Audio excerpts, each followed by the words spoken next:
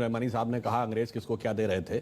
हमने बचपन में पढ़ा कि मोहम्मद अली जिन्ना बहुत बड़े वकील थे और उस जमाने में शायद उनकी आमदनी 4,000 रुपए पर डे से ज्यादा थी, जो आज भी बहुत बड़ी चीज है।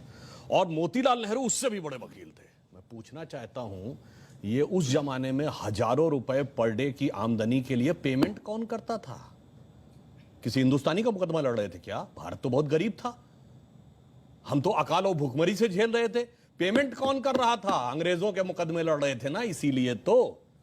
और मैं यह भी बताना चाहता हूं, जिसमें अशफाक उल्ला खां, राम प्रसाद बिस्मिल, चंद्रशेखर आजाद, काकोरी कांड, जो लखनऊ के पास ब्रिटिश सरकार का खजाना क्रांतिकारियों ने लूट लिया था, ब्रिटिश सरकार का वकील कौन था? JN मुल्ला, जगत नारायण मुल्ला, कांग्रेस के नेता खड़े थे ब्रिटिश सरकार की तरफ से कि इनको फीस कौन दे रहा था? उनको सरकारी वकील थे ना, तो सरकार से ही तो फीस ले रहे होंगे। अब मैं एक दो फैक्चुअल बात कहता हूं, वो तो विषय अभी सावरकर जी का माहुरकर जी बताएंगे।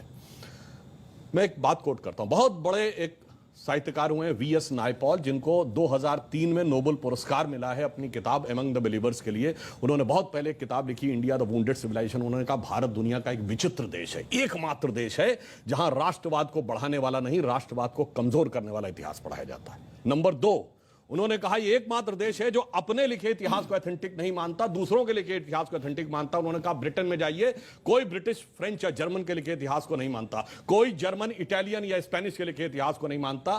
कहा उससे भी बड़ा आश्चर्य यह है कि ये विदेशियों के लिखे इतिहास को ही प्रामाणिक नहीं मानता है, जिन्होंने इस पे हुकूमत की, जो इसके दुश्मन थे, उन दुश्मनों के लिखे हुए इतिहास को प्रामाणिक मानता है। कहता इससे बड़ा दुर्भाग्य किसी देश का नहीं हो सकता। अब मैं बताता हूं उसमें हुआ क्या।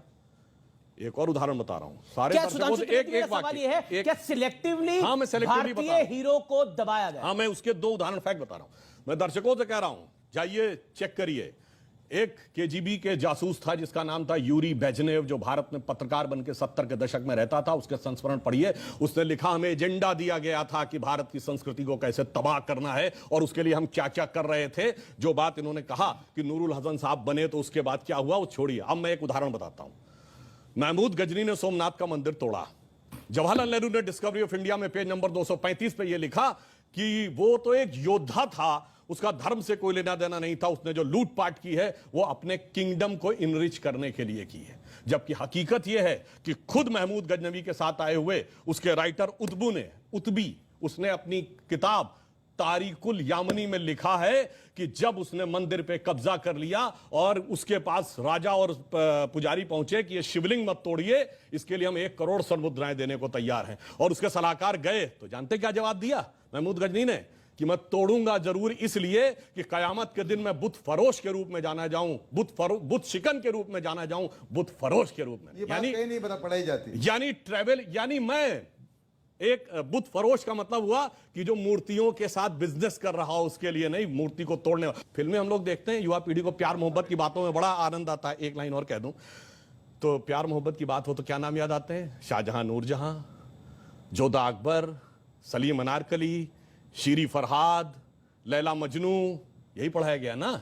जबकि एक मुगल बादशाह बताइए जिसकी 1 दर्जन से कम ऑफिशियल बीबियां रही हों, और एक भी बादशाह बताइए ऐसा कैसा प्यार था तो 10-10 के साथ हो जाता था। स्त्री के प्रति समर्पित निष्ठावान प्रेम का प्रतीक 3 पीढ़ियों से हमारे दिमाग में ऐसे भर दिया गया कि बच्चे से पूछिए तो उसे यही याद आता है। इसे कहते हैं एजेंडा। और एजेंडा सिर्फ एक तरफ नहीं था। इंडिया गेट के सर्किल पे घूम जाइए, बाबर रोड, हुमायूं रोड, अकबर, वो सब तो अलग है।